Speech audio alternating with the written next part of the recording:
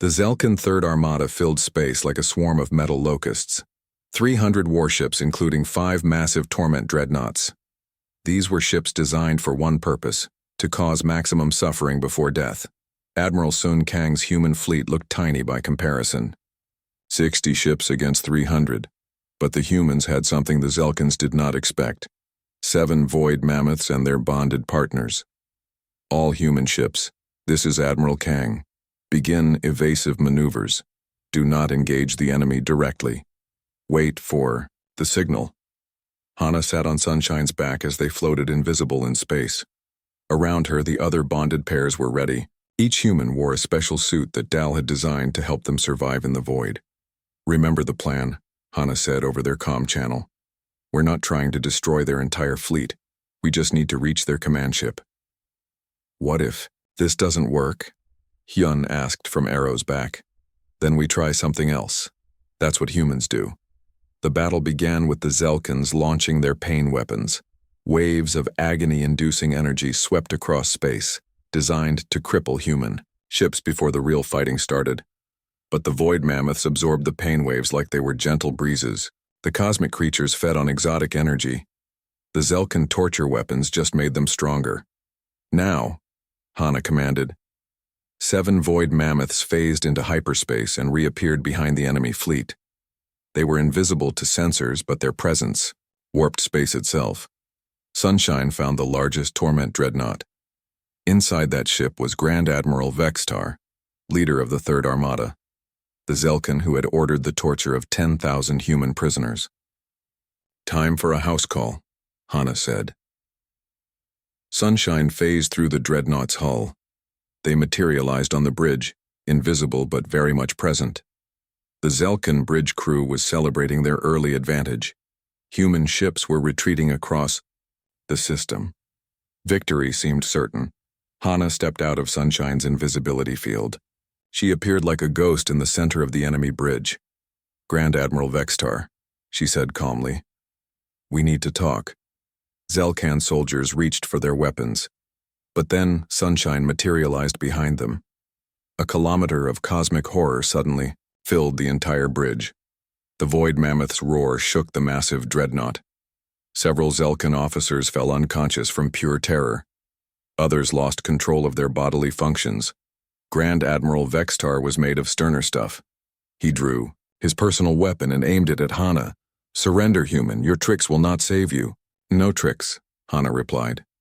Just friendship. She reached out and touched Sunshine's trunk. The void mammoth purred with contentment, the sound rumbling through the ship's hull. Impossible, Vextar whispered. The void spawn cannot be controlled. He's not controlled. He's loved. There's a difference. Around the dreadnought, space began to warp.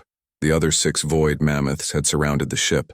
Their combined gravitational fields held the massive vessel in place. Your fleet is trapped, Hana announced. My friends can create a localized black hole around your entire armada. One thought from me, and 300 ships become cosmic dust. It was a bluff. The void mammoths could manipulate gravity, but not on that scale. But the Zelkans did not know that. What do you want? Vextar demanded. Simple. Order your fleet to leave this system and never return. Stop the torture broadcasts. Release all human prisoners. And spread the word that humanity has made some very powerful friends. The Empire will never agree to your terms. Then the Empire can send more fleets. We'll be waiting. Sunshine moved closer to the Grand Admiral. The void mammoth's hide showed swirling galaxies and dying stars. Up close, the cosmic creature was beautiful and terrifying at the same time. Your choice, Hana said. Peace or war? But if you choose war, remember that you're not just fighting humans anymore. Vexatar looked into Sunshine's eyes and saw something that shook him to his core. Intelligence, ancient wisdom, and absolute loyalty to the small human on his back. The Grand Admiral had spent his life studying warfare. He understood when he was beaten. All ships, this is Grand Admiral Vextar. Begin. Immediate withdrawal from the system. Release all prisoners before departure, sir, came the confused response from his fleet commanders. You heard the order. Full retreat. Now. As the Zelkin fleet prepared to leave, Hana felt something strange through her link with Sunshine. The void mammoth was amused. "What's funny?" she asked. Sunshine's response came as images and feelings. He showed her the ancient current and the other elder void mammoths watching from hyperspace. They were proud of their young ones. The cosmic creatures had found something worth protecting. But more than that, they were entertained by human methods. Most species fought with weapons and tactics. Humans fought with friendship and the willingness to do impossible things. "The ancient current says you make war like children playing games," Sunshine translated. "But somehow you always win. Tell him it's because we're too stubborn to lose." 3 hours later, the last Zelkin ship jumped to hyperspace. The human fleet regrouped and began rescue operations for the freed prisoners.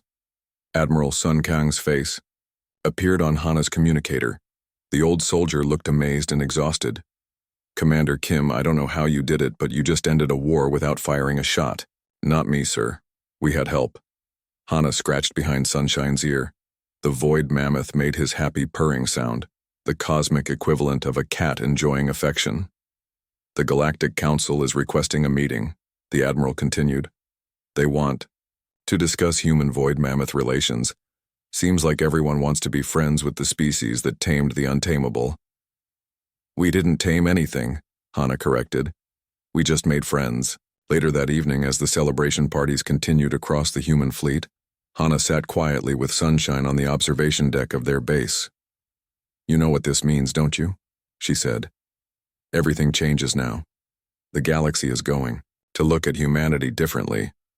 Sunshine's response filled her mind with warm contentment. He did not care about galactic politics or interspecies relations. He only cared that his pack was safe and happy. "You're right," Hana laughed. "Let the galaxy worry about the big picture. We'll just keep doing what humans do best." Which is making friends with things that everyone else is afraid of. A year later, Admiral Hana Kim stood in the council chambers on Galactic Station Prime. Representatives from 100 species watched as she gave her presentation on human void mammoth partnerships. "The Sunshine Protocol," she explained, "is based on a simple principle. Treat others as equals regardless of their size, power, or appearance. Show genuine care and respect. Most importantly, never try to control or dominate your partner." "Ao." Zelkin ambassador raised his claw. "What prevents these creatures from turning on you?" Hana smiled. "The same thing that prevents my dog from biting me. Love, loyalty, and mutual respect."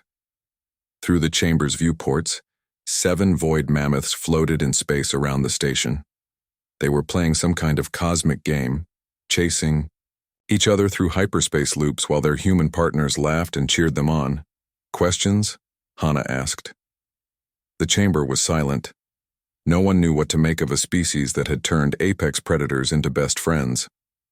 Later, as Hana prepared to leave the station, she received a priority message from Earth. The Human Diplomatic Corps wanted to know if the Void Mammoth program could be expanded. There were other dangerous species in the galaxy. Ancient creatures that everyone feared. Things that lived in black holes or swam through the cores of stars or nested in the space between dimensions. "Think any of them might want to be friends?"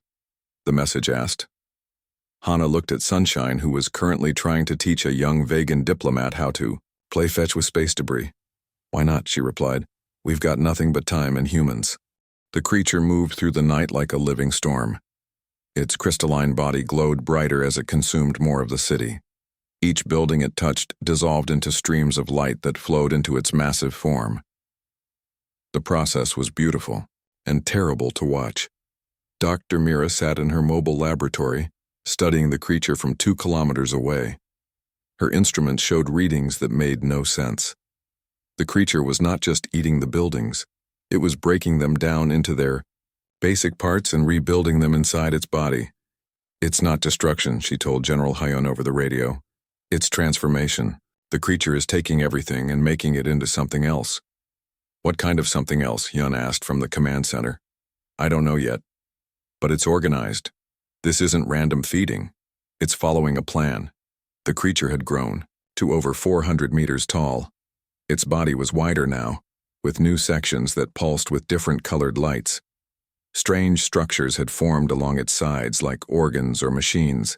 The air around it shimmered with energy. Colonel Shin watched the thermal imaging screens. It's not producing heat like a normal living thing. The energy readings are off the charts, but it's staying at a constant temperature. That's not possible, Dr. Mira said. Nothing can process that much matter without generating heat. Maybe it's not from our universe, Shin replied. Maybe it follows different rules. Captain Day was leading rescue teams through the outer areas of the city. They moved carefully, staying ahead of the creature's path. Every few minutes, they would find someone hiding in a basement or trapped under debris. We found a family of 4 in the subway tunnels, Day reported. They're alive but scared. The creature passed right over them 3 hours ago. How is that possible? Hyun asked. Everything in that area should be gone. The tunnels are still there, sir. It's like the creature only took what was above ground. The underground parts are untouched. Dr. Mira made a note of this. The creature was selective about what it consumed. It wanted surface structures but not underground ones. That suggested intelligence, not just hunger. The military had stopped trying to attack the creature. Every weapon they used simply made it stronger. Instead, they focused on saving people. Teams of soldiers and rescue workers moved through the city, finding survivors and getting them to safety. Status report, Hyun ordered. We've evacuated 80% of the affected areas, Captain Day said. But there are still people trapped in the creature's path. We can't reach them in time. Hyun looked at the maps showing the creature's progress. It was moving toward the residential districts now. Thousands of homes would be consumed before morning. Thousands of families would lose everything. What about the child, he asked. The one who got separated from her parents. Did you find her? We're still looking, sir. But the area she was last seen in is very close to the creature now. So Min had been watching the creature approach for hours. She was not as scared as she had been earlier. The creature moved slowly and seemed calm. It did not roar or make angry sounds like the monsters in movies. It was quiet, almost peaceful. Her hiding spot was in the ruins of an apartment building. The walls had fallen down, but they made a small cave where she could sit safely. She had found some water in a broken pipe and some crackers in an abandoned store. She was hungry, but she had been hungrier before. The creature was only 1 block away now. So-min could see it clearly through a hole in the wall. It was bigger than she had thought possible. Its body was covered in lights that moved like stars. It was beautiful in a way that made her think of her grandmother's jewelry box, which played music and had tiny dancers that spun around. You're very pretty, she said quietly to the creature. But you look cold. She looked down at her blanket. It was the only thing she had left from her old life.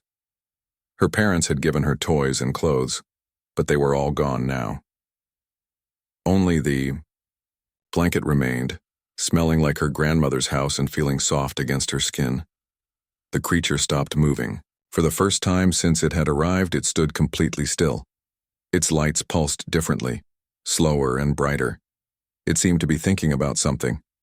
Dr. Mira saw the change immediately on her instruments. It stopped, she said. Why did it stop? Equipment malfunction? Colonel Shin suggested. No, all the energy readings are normal. It just stopped. Like it's waiting for something. The creature's massive form towered over the ruined buildings. Its surface reflected the light from the burning city, creating patterns that shifted and changed. After 6 hours of constant movement, the sudden stillness was more frightening than its advance had been. Maybe it's finished, Captain Day said, hopefully. Maybe it got what it wanted, but Dr. Mira shook her head. The energy levels are still rising. It's not finished, it's just paused. At the command center, General Hyun made a difficult decision. Prepare the nuclear option. If this thing starts moving again, we may have no choice. Sir, there are still civilians in the area, Colonel Shin protested. I know, but if we don't stop it here, it will consume the entire country, maybe the entire world. The creature remained motionless for 20 minutes. Its lights continued to pulse, but it did not move forward. Around it, the consumed parts of the city were empty and smooth, like a giant had erased them from existence. Then, something changed. The creature's lights began to pulse faster. New structures formed along its surface like eyes or sensors. It was scanning the area, looking for something. It's searching, Dr. Mira realized. But for what? The creature's attention focused on one small area in the ruins ahead of it. Its lights grew brighter, and it began to move again. But this time, it moved more carefully, as if it was trying not to disturb something. So-Min watched as the creature approached her hiding place. She was not afraid anymore. She had made her decision. She would be kind, just like her grandmother had taught her. She would help the creature, even if it was different from her. The creature stopped directly in front of her small shelter. Its massive form blocked out the sky. Strange patterns of light played across its surface, and the air hummed with energy. It was looking at her, though she could not see any eyes. So-Min stood up slowly, her blanket clutched in her small hands. She looked up at the creature that had destroyed her city, consumed her home, and changed her life forever. "Hello," she said softly. "You look cold. Would you like my blanket?" The world seemed to hold its breath. The massive creature, which had consumed half a city without stopping, stood perfectly still. Its countless lights dimmed to a soft glow.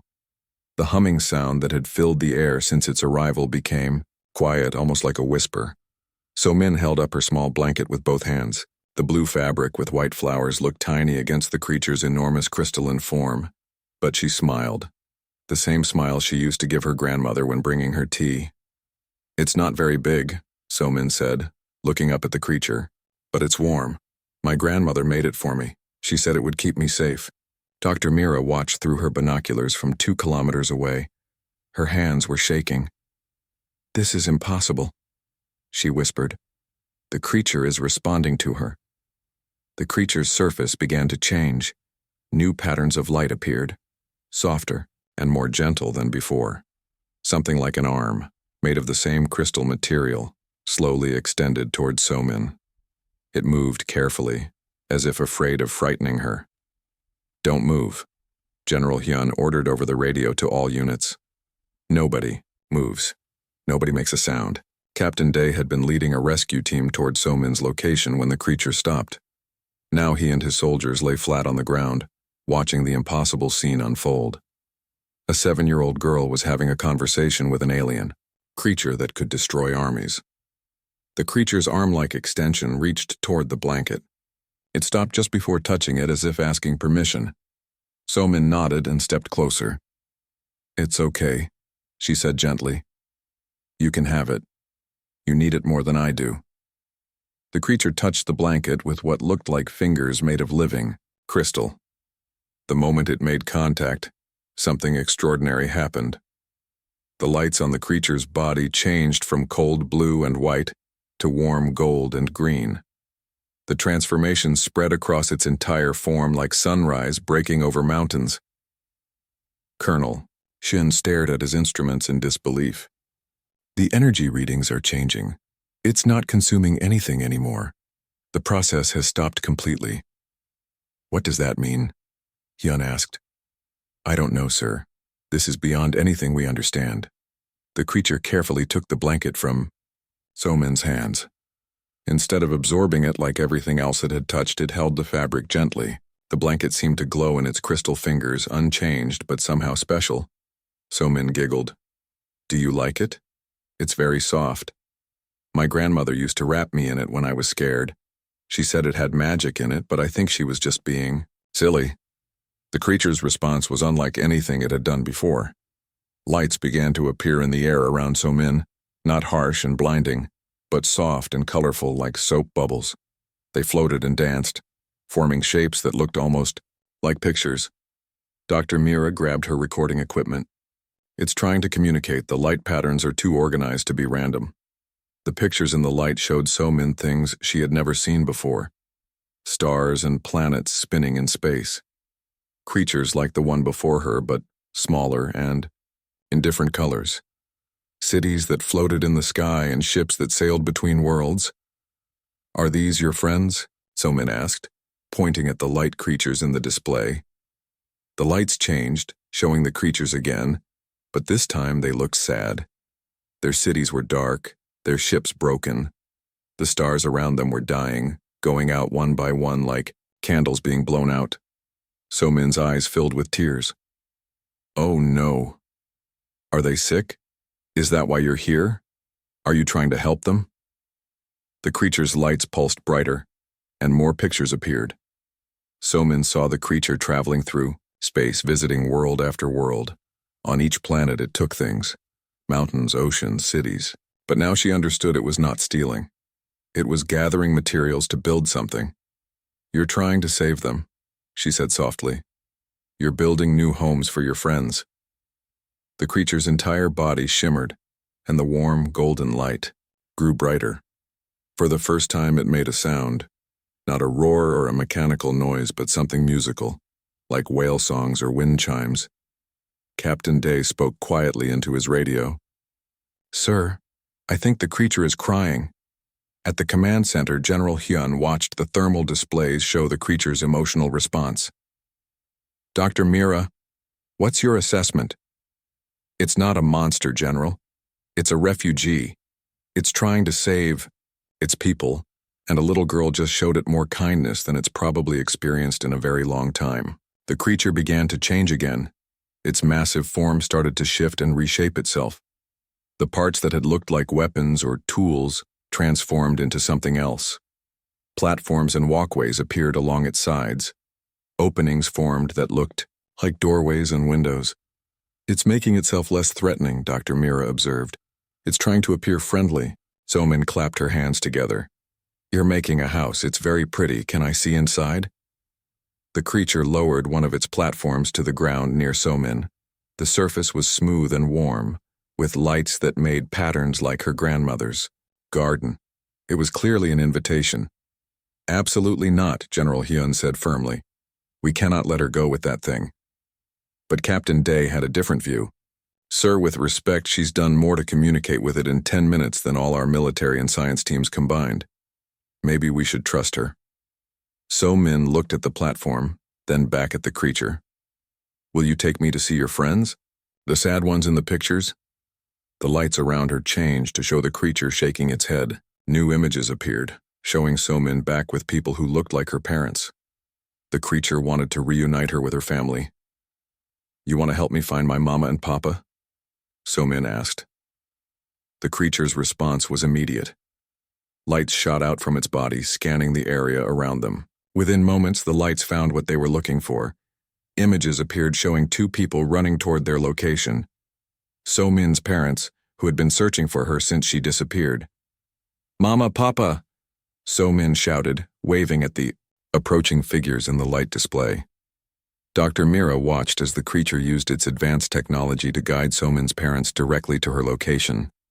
It's not just intelligent, she told General Hyun. It's compassionate. It understands family bonds. The creature carefully wrapped So-min's grandmother's blanket around a small part of its crystal form, like wearing a badge of honor. The fabric looked impossibly small against its massive body, but it was clearly precious to the creature now. So-min's parents arrived breathless and terrified, but their daughter ran to them with joy.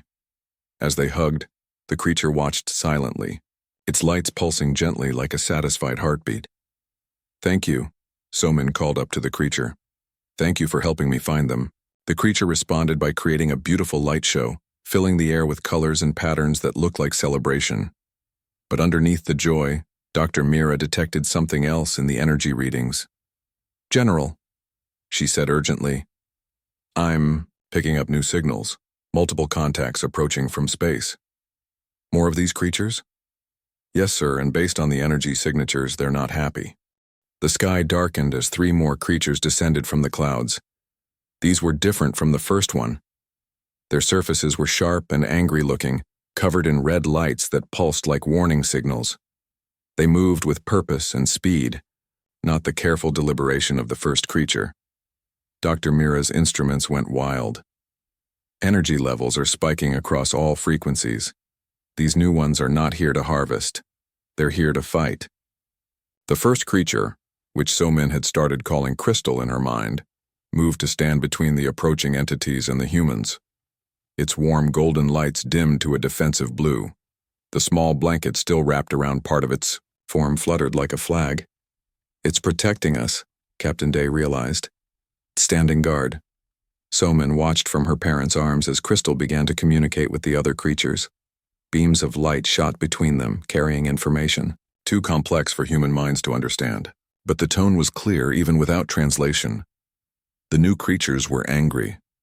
Dr. Mira worked frantically to decode the light patterns. Her computer programs had been analyzing Crystal's communication since it first appeared. Now they were beginning to make sense of the alien language. "I'm getting partial translations," she reported to General Hyun. "The new creatures are calling Crystal by a designation. Unit 7 Alpha. They're demanding to know why it stopped harvesting." The argument between the creatures grew more intense. The three newcomers surrounded Crystal, their red lights flashing in aggressive patterns. Crystal responded calmly, its lights showing images of So-Min and the blanket exchange. "Crystal is trying to explain what happened," Dr. Mira continued translating. "It's showing them the moment with So-Min, but they don't understand." General Hyun had mobilized all available forces, but everyone knew that conventional weapons were useless against these beings. "Options?" he asked his staff. "We could try nuclear weapons," Colonel Shin suggested without enthusiasm. "Against 4 of them? And with civilians in the area? That's not an option." So-Min wriggled out of her parents' embrace and walked toward the creatures. Her parents tried to stop her, but she was determined. "So-Min, no," her mother called, but the little girl was already approaching Crystal. She looked up at the massive being that had become her friend and spoke in her clear, young voice. "Are they mad at you because you stopped to help me?" Crystal's lights dimmed with what looked like sadness. In response to her question, it projected new images into the air. So-Min saw Crystal's home world, dying and dark. She saw the creature's people, thin and desperate, living in the last remaining city on their planet. The images showed her the truth. Crystal and the others were not monsters. They were workers, sent out to gather materials to build new homes for their dying race. Every minute they spent not harvesting meant more of their people would die. "Oh," So-Min said quietly. "I'm sorry. I didn't know." But then Crystal showed her more images. It displayed what had happened when So-Min offered her blanket. Something inside Crystal had changed. For the first time in its existence, it had felt what humans called kindness from a being that had every reason to hate it. Dr. Mira watched the translation displays with growing understanding. "The creature's programming has been altered. Contact with human compassion has triggered an evolutionary response in its consciousness." The 3 other creatures were growing more agitated. Their lights flashed warnings and threats. They wanted Crystal to resume harvesting immediately, or they would complete the task themselves. Crystal's response was firm. It would not allow them to harm the humans. The blanket around its form glowed brighter, as if drawing strength from the simple gift. "It's going to fight them," Captain Day observed. 1 against 3. So-Min stepped forward again. This time, she addressed all 4 creatures directly. "Please don't fight," she said. "Fighting won't help anyone." The 3 aggressive creatures focused their attention on her for the first time. Their lights scanned her small form, trying to understand why their companion was protecting such a tiny, seemingly insignificant being. So-Min looked up at them without fear. "Your people are sad and sick, right? You need to build new homes for them?" The creature's lights pulsed in confirmation.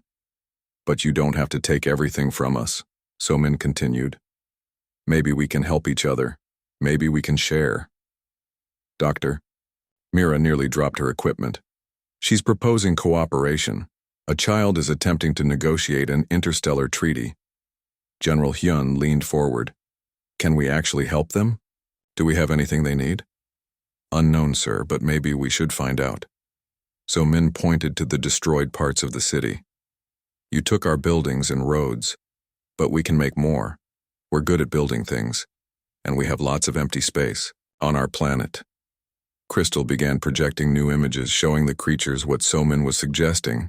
Instead of taking from inhabited worlds, they could work with species like humans. They could share knowledge and resources. The three other creatures were hesitant. Their programming was focused on efficient harvesting, not cooperation. But Crystal continued to argue, showing them the emotional connection it had formed with Somin and the potential benefits of alliance over conquest. Dr. Mira's translations were becoming clearer. Crystal is proposing a fundamental change in their mission parameters. Instead of harvesting dead worlds, they could establish symbiotic relationships with living civilizations. What would we get out of it?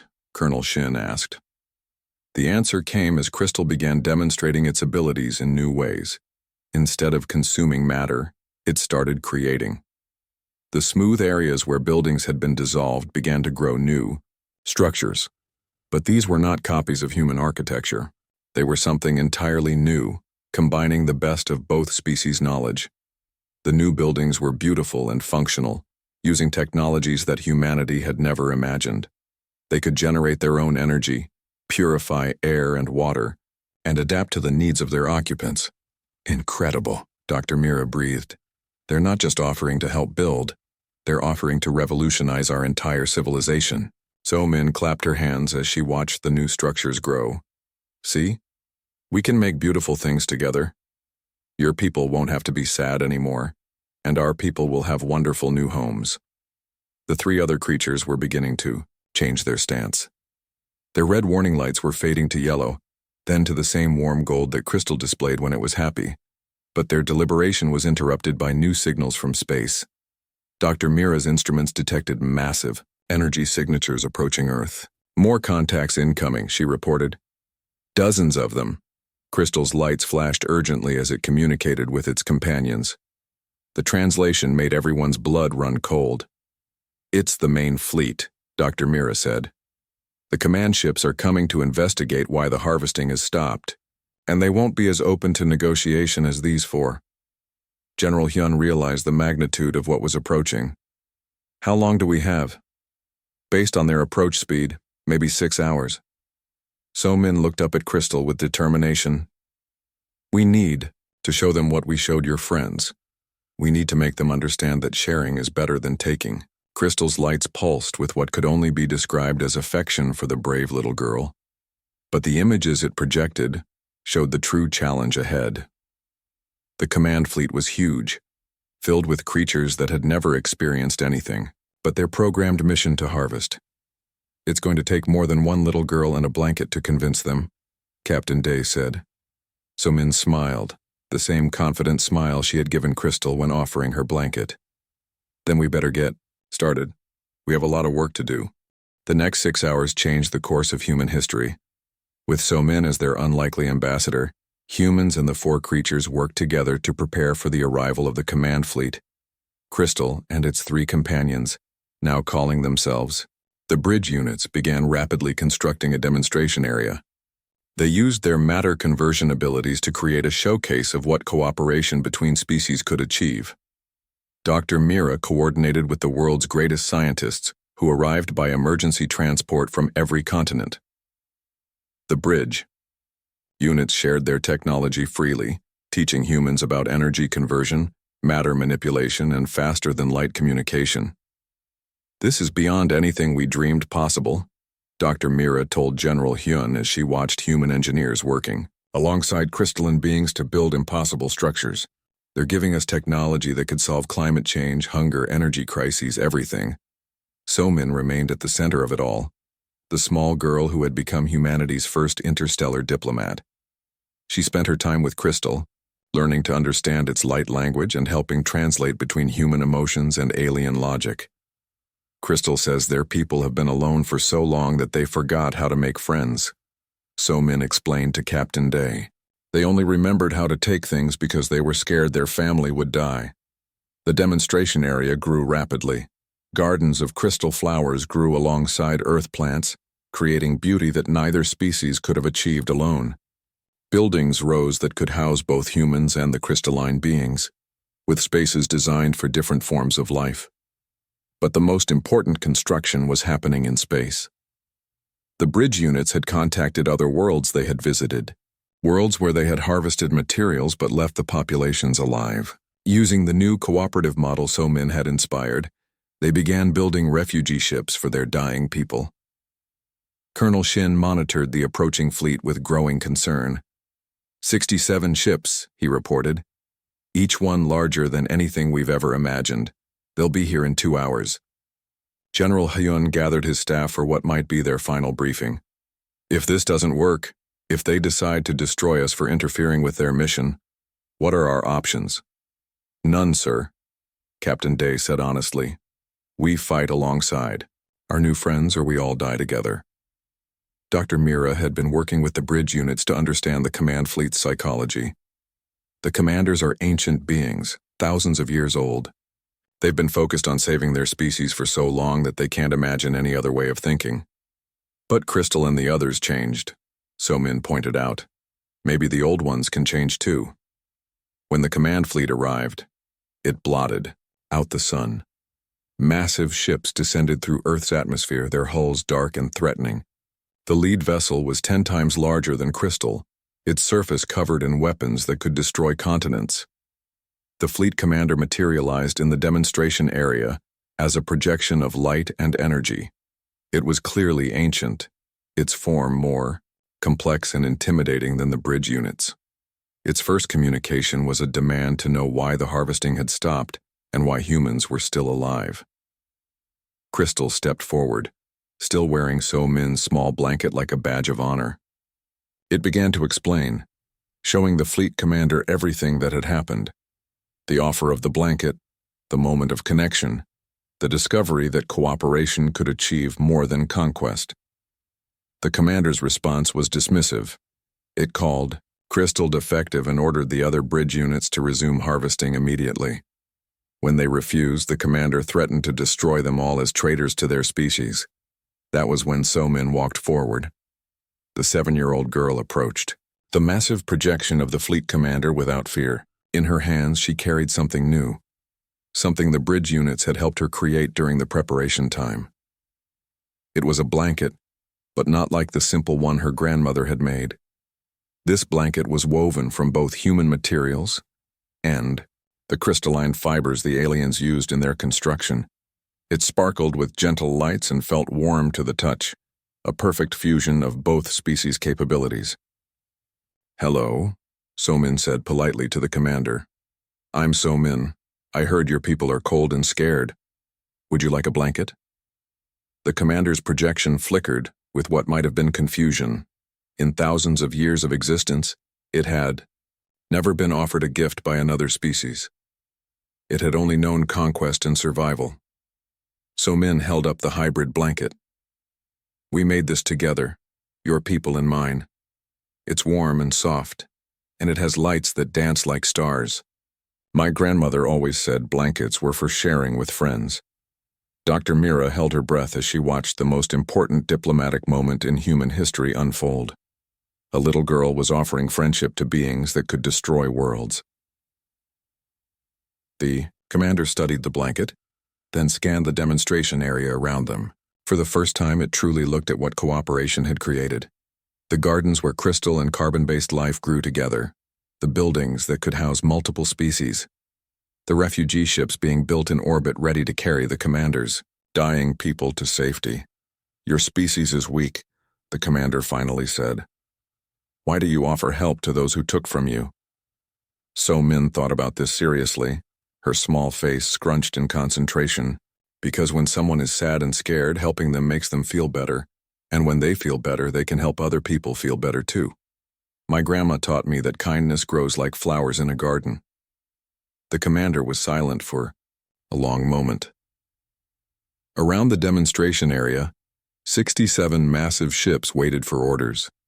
The fate of 2 species hung in the balance. Then the commander did something that surprised everyone. It laughed. The sound was like crystal chimes mixed with distant thunder, beautiful and strange. "A child teaches wisdom to beings who have lived for millennia," the commander said. "Perhaps we have forgotten something important in our struggle to survive." The commander accepted So-Min's blanket, not as a projection but by manifesting a physical form in the demonstration area. When it wrapped the hybrid blanket around its crystalline shoulders, something amazing happened. The blanket began to glow, and that glow spread to the commander's form, then to the ships in the sky. One by one, the massive vessels began to change. Their weapon systems retracted, replaced by construction equipment and communication arrays. The dark, threatening hulls became lighter and more welcoming. "We accept your proposal," the commander announced. "Our people will work with yours to build new homes among the stars. In exchange, we offer our knowledge and protection." The celebration that followed could be seen from space. Humans and crystalline beings worked together to create a festival, unlike anything either species had experienced. Music and light shows filled the air, while construction crews from both civilizations began building the infrastructure for a permanent alliance. Dr. Mira found herself appointed as the first director of interstellar relations, working with Crystal and the other bridge units to establish protocols for cooperation. Captain Day became the head of the Joint Defense Force, protecting both species from potential threats among the stars. General Hyun, promoted to head the new Earth Defense Council, often marveled at how quickly everything had changed. 6 months ago, we thought we were alone in the universe. Now we're part of an interstellar community.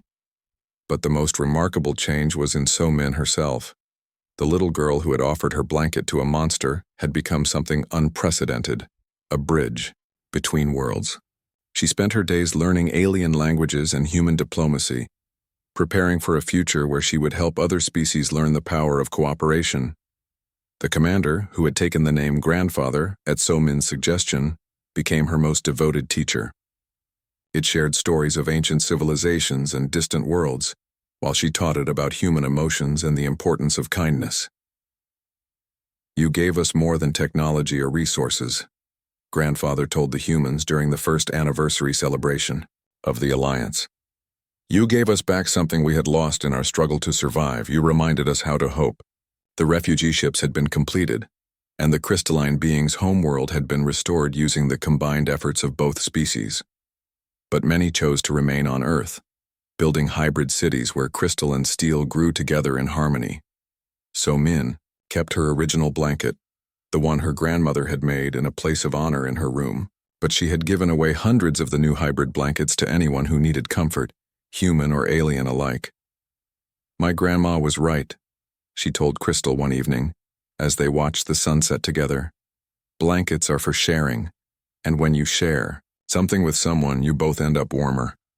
Crystal's lights pulsed with contentment as it displayed images of the thriving alliance between their species. Children from both civilizations played together in the hybrid gardens, while their parents worked side by side to explore the mysteries of the universe. The monster that had once devoured a city had become humanity's greatest friend, all because a little girl had offered it her blanket when it needed kindness most.